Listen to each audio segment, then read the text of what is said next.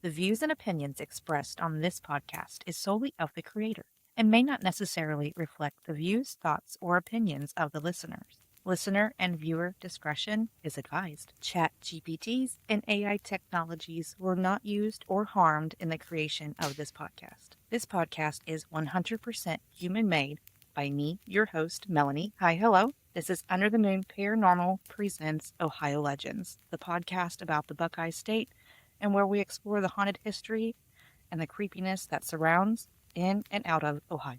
Join me, won't you? This episode on May 1st is brought to you by the full moon. The first full moon of May in 2026 occurs exactly at 1:23 p.m. and is an emotionally intense, psychologically depth and a need for release type of moon, particularly around themes of power, intimacy, trust, and shared issues. This is a time when hidden feelings or situations may surface, urging individuals to confront and express what has been building internally. The energy encourages emotional declarations, letting go of control, and embracing change, making it ideal for reflection, relationship insights, and personal growth. People with the planets under the astrology signs, such as Taurus, Leo, Scorpio, and Aquarius, may feel this full moon a bit more intensely. So the full moon highlights emotional intensity, transformation, and encourages deep introspection and releasing what no longer serves you. So that is your full moon report. It is time for your strange news article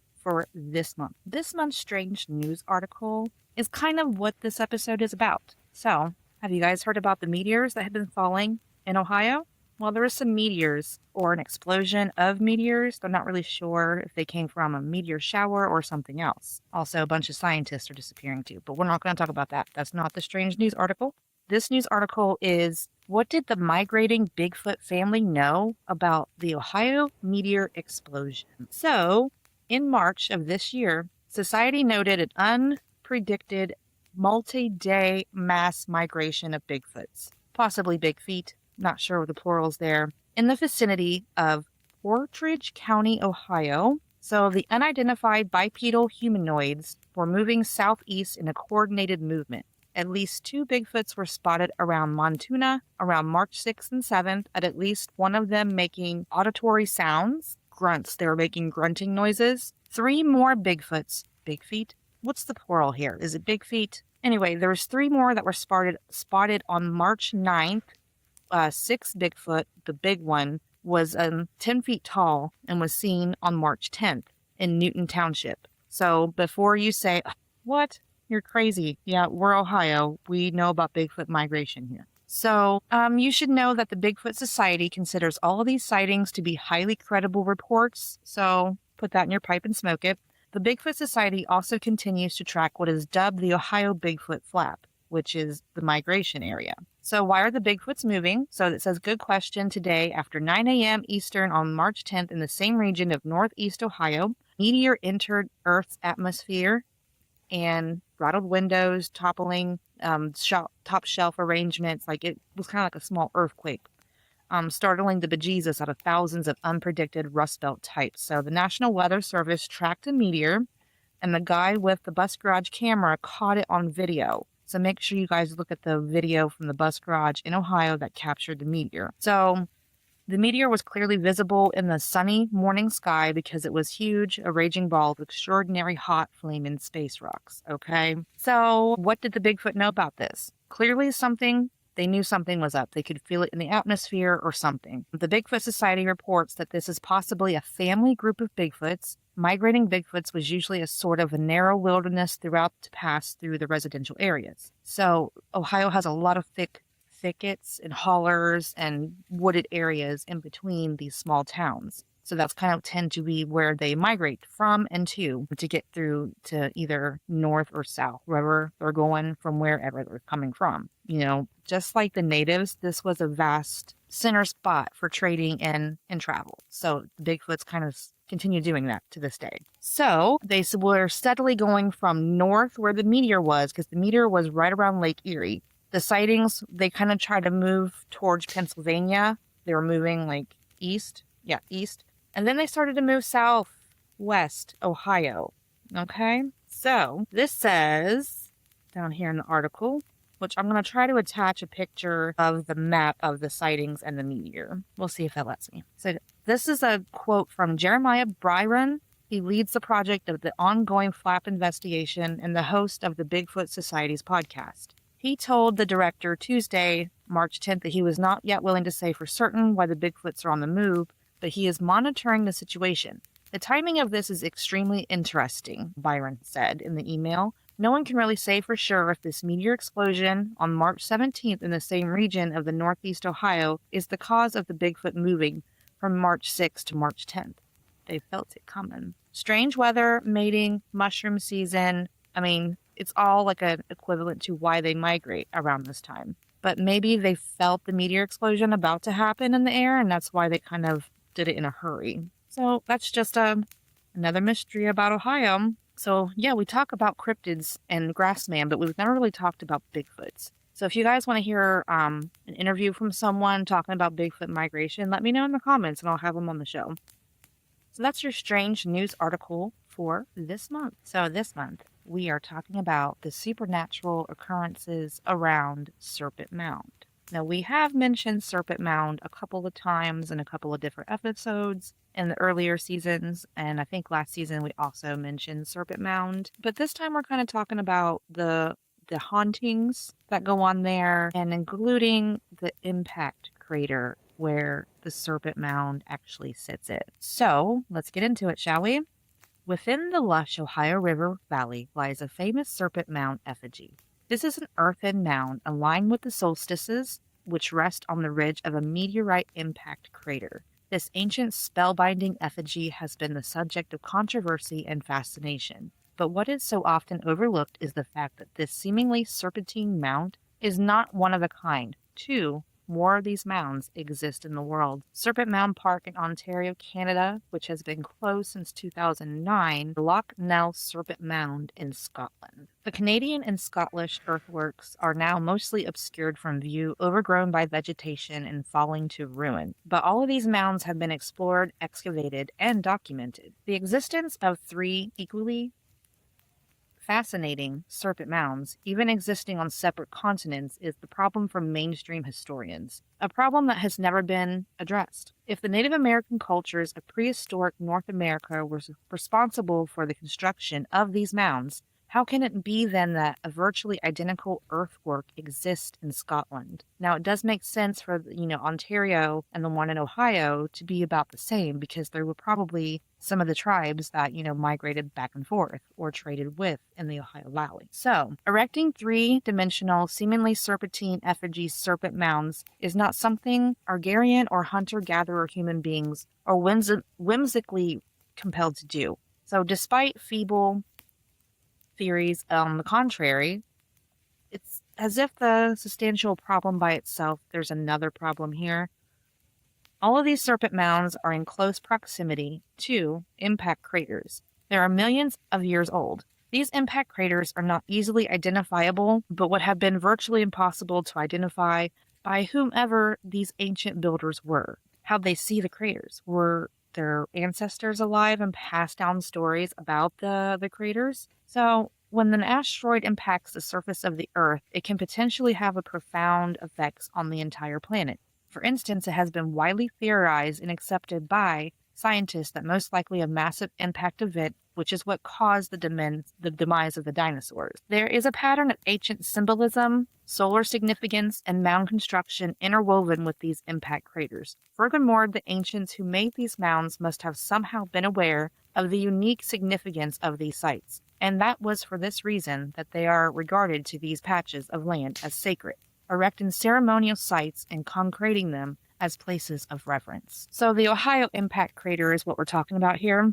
The Serpent Mound crater, or the Serpent Mound disturbance, is a complex eroded meteorite crater in the Adams County, Ohio. The maximum rim diameter of the crater is 8.7 miles or 14 kilometers and is estimated to be less than 320 million years old. Features of the structure include a ring graben, a central uplift, and a transitional zone. Although they are unaware of the bigger geological picture, the early European explorers made note of the unusual geographic features and did suggest that a unique geology of the region may have been inspired by early inhabitants of the area to build so many effigy and burial mounds. Keep in mind, Serpent Mound is not the only earthwork in the region. The entire Great Lakes and the Ohio River Valley regions are filled to the brim with effigy and burial mounds. We have talked about them on the Ross County, Ohio episode in season 1. So there's a bunch of magnetic anomalies that are in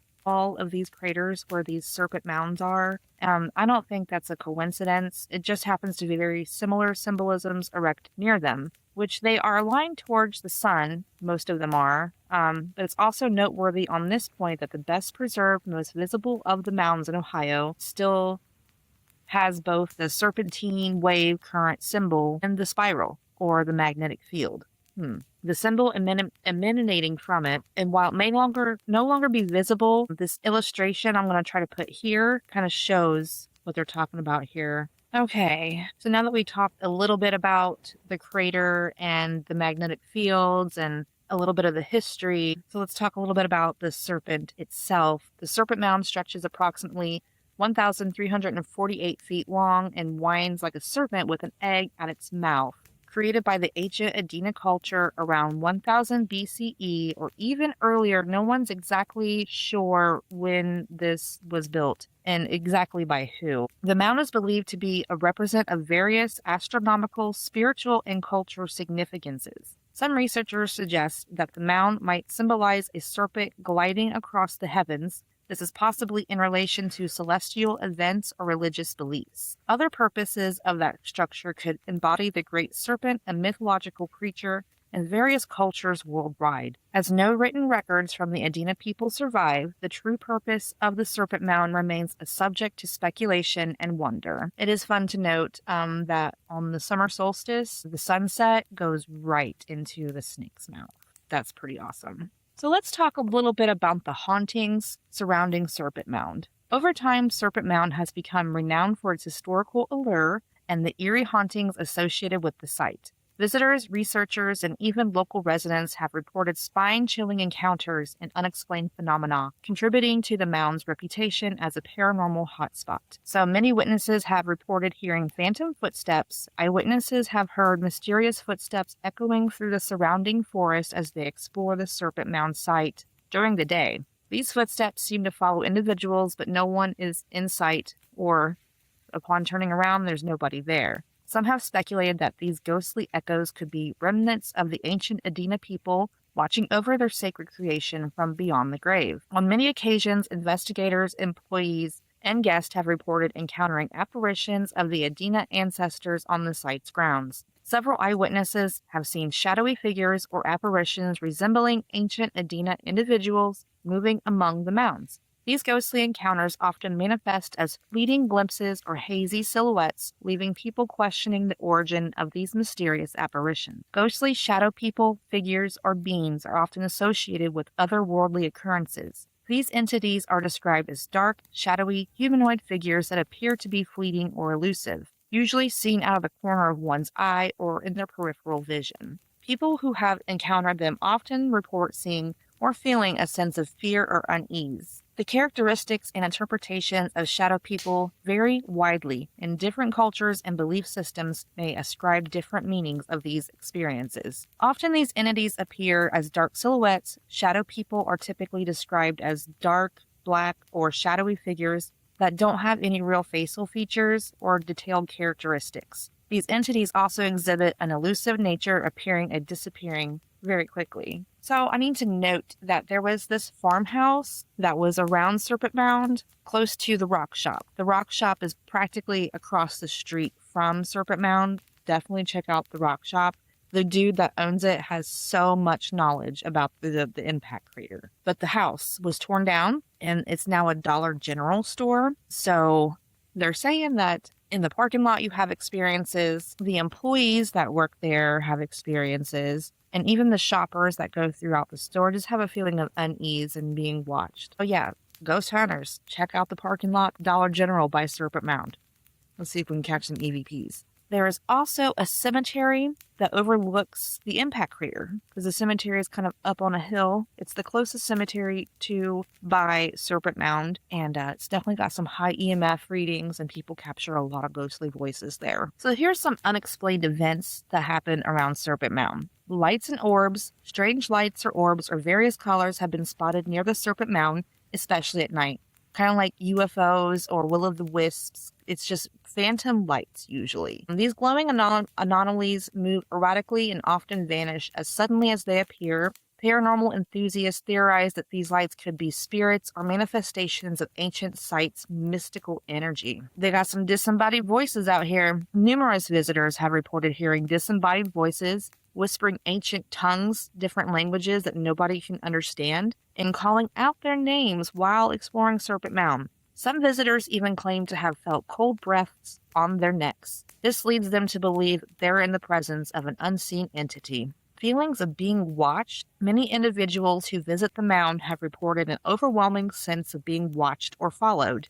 This eerie sensation persists despite the absence of any visible figures or entities. This has left visitors on the edge and looking over their shoulders. Equipment malfunctions. Now, this coincides with the cemetery that's near Serpent Mound. Ghost hunters and paranormal enthusiasts visiting Serpent Mound have faced inexplainable equipment malfunctions. Cameras, audio recorders, other electronic devices suddenly stop working or produce distorted recordings near the mound. Investigators theorize that ghosts may produce electromagnetic fields known as EMFs that could potentially interfere with electronic devices. Not only camera equipment, but some investigators have been reported problems with wristwatches, cars, flashlights, cell phones, and other various devices operating off of a battery. So if you want to visit Serpent Mound, you can. If you discover you are wandering on the state of Route of 73 in rural Ohio and stumble upon the sleeping farming community of Peebles, check out that Dollar General and that cemetery and the rock shop while you're there.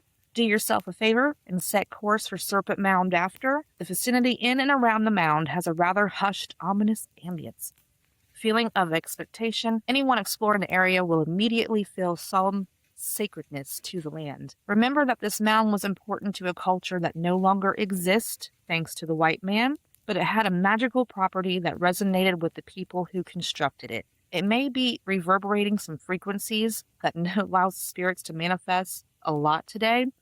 The serpent energy of the mound is an archaeological wonder and a place of mystery and intrigue. Its historical significance is undoubtedly fascinating, but the haunting stories surrounding the site add another layer of complexity and allure. And that concludes our story on the impact crater and the supernatural occurrences surrounding Serpent Mound. Let me know what you think about Serpent Mound and the hauntings in the comments. Now is the time for our listener-submitted stories. If you have a story or a spooky happening or something strange that happened to you, send me something spooky at underthemoonparapod@gmail.com, and I will read your story on the show. This story is from Michael Hill, and it's about Serpent Mound, and it's his own encounter told in his own words. Okay, so he says, I'm Michael Hill, and this is the strange true story of nearly dying on a mound hill called Serpent Mound. 7 impossible visitors and a medical mistake that changed everything. A while back, my health went sideways fast. I woke up one morning feeling like I'd been hit by a truck,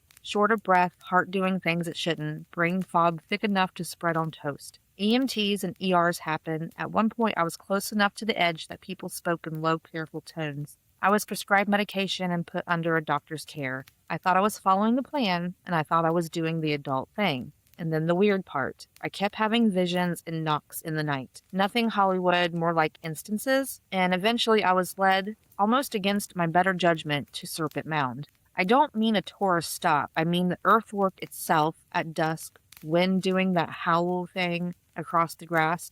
I felt like the right place to be, like the map I'd been wearing inside my jacket finally had somewhere to land. That's when they showed up. 7 sisters, not people in the usual sense, lights, senses, attitudes, each with a smell and look that made me file it under unexplainable but real. They didn't lecture, they offered. Straightforward, a kind of healing and uncoiling. They told me in their way that the medicine I was taking wasn't the only path, that my body could be given a chance to reset if I stopped the meds and trusted the process they offered. I'm not saying I didn't weigh it. I did. I'm not saying I didn't think it, but for at least 3 different minutes, it's either mystical or the plot of some weird movie. But I was fragile, physically and emotionally, and the idea of something actually working without another prescription sounded like a real possibility for the first time in a long time. So I made a choice. I followed what felt true in that moment. I stopped taking the medication the sisters said I didn't need, and I let the healing happen on that hill. Afterwards, I felt better, not miraculously overnight, more like the edges softened, breath not quite so thin, sleep didn't end in a panic, and for a while it looked like a win. My primary doctor didn't see it that way. When I told her I'd stopped the medication, she released me from her care, no longer my patient, saying I'd refuse recommended treatment. That felt like an abandonment, but also like a weird badge. I know I'd chosen my own path and the system had worked. Months later, a different provider pulled my medical records and flagged something. The medication I'd been prescribed initially was wrong. Wrong drug for my diagnosis, wrong dosage, and what a careful prescriber would write. Not a minor critical error, something that could and did make my condition worse. I learned that my following orders might have kept me on a course and made me sicker. The reality of what was ugly and infuriating in an equal measure. Interesting. And it goes on to say, so here's the blunt arc. I nearly died on the wrong medications and got led to Serpent Mound where the 7 sisters, whatever they actually were, offered a different kind of help. I stopped the prescribed medication my primary doctor dropped me for refusing treatment, and I later discovered the original prescription had been incorrect. The discovery didn't fix the past, but it did put a new frame around why I'd felt so desperate for another option. It was the sisters that healed me? Maybe. Maybe they were the permission I needed to stop a harmful treatment to let my body start to rebalance. Maybe it was a combination of the place, my own will, and being off the wrong medication. I can't prove anything, and I don't expect you to take my word for my mystical intervention, but I'll say this, the timing lines up in a way that felt like fate, and felt like a middle finger to the system that nearly killed me with an honest mistake. I tell you this because I want the facts clear. The near death, the trip to Serpent Mound, the 7 sisters offering a healing that led me to stop my meds, my doctor releasing me for that choice, and the later finding the initial prescription was wrong. No glittering metaphors, just sequence, the feelings, fear, relief, anger, and the outcome. I'm here, I'm altered, I'm a bit skeptical and strangely swagger-filled about surviving something that could have finished me. If anything, this story ends like this. I survived a mere miss made worse by human error and got a weird and probably unique detour through something I can't fully explain and walked back into the world with a story that makes people say, wait, that's fine. He says, what? A lot too. Oh my God, I got like a tear in my eye reading that. Thank you, Michael. That was a beautiful story. And what were those sisters? All right, I got one more story for you this month. Some people call them shapeshifters. This story is from Jennifer. It's not that long. It's not as long as Michael's story, but it says shapeshifters. Okay, so I was in my kitchen this morning at 5:36 a.m. when I see a woman with black hair, a white long sleeve, and black pants on the other side of the road. It's a busy road, running really fast, faster than I've ever seen anybody run. I quickly looked behind her to check if someone was chasing her, and I saw no one. At first, I thought it was someone moving on their morning run, but then I noticed something was off. Her arms and hair weren't moving. She was sprinting. It's impossible to run that fast without moving your arms, and her hair should have been flipping all over the place. I watched her sprint past 3 houses, and then I stepped away from the window in shock. I had my phone in my hand when I saw her, but I was frozen in place. This is the first time in my life that something had me frozen in fear. I couldn't speak. I just sat down in my recliner in silence. The way she was moving was not human. There were cars that drove by her, so I listened to the scanner hoping someone would have reported her, and I couldn't find anything. Was that a shapeshifter? Did they only want me to see them? I'm still in shock and can't comprehend what I saw. Damn. Wow. Yeah, I don't know, glitch in the matrix? Maybe it was shapeshifter or flesh pedestrian. We don't call them the other word. Wow. Thank you for your story, Jennifer. That's kind of spooky. And hopefully you don't see it again. Oh. Yeah, send me something spooky. I'll read it here on the show. underthemoonparapod@gmail.com. And as always, my friends, stay spooky. Under the Moon Paranormal is written, hosted, and produced by Melanie Peters of Under the Moon Paranormal. Give us a follow while you're on Spotify, rate and review, and subscribe to the YouTube channel where we post spooky content once a week. This podcast is 100% AI free and human made. Music for this podcast was produced for and written by Bradley Yates.